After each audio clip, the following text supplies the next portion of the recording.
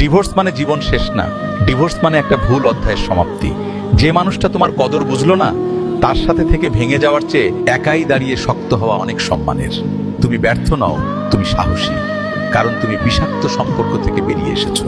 সব সম্পর্ক টিকে থাকার জন্য নয়, কিছু সম্পর্ক আসে তোমাকে শক্ত বানানোর জন্য। নিজেকে হারিয়ে কোনো সংসার বাঁচে না। আজ তুমি একা, কিন্তু কাল তুমি আগের চেয়ে অনেক শক্ত। ভিডিওটি ভালো রাখলে সবার সাথে শেয়ার করুন। ডিভোর্স কোনো ব্যর্থতা না, অনেক সময় এটা হয় নিজেকে বাঁচানোর সিদ্ধান্ত।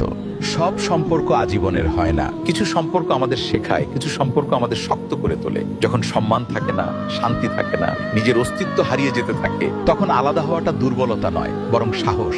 ডিভোর্স মানে জীবন শেষ হয়ে যাওয়া না, বরং অনেক সময় এটা নতুন করে শুরু করার সুযোগ। সমাজ প্রশ্ন তুলবে, মানুষ কথা বলবে, কিন্তু দিনের শেষে আপনাকে আপনার জীবনটাই বাঁচতে হবে।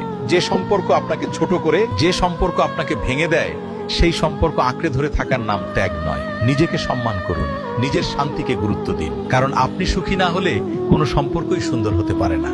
নতুন শুরু কখনো লজ্জার নয়, নতুন শুরু মানেই সাহস।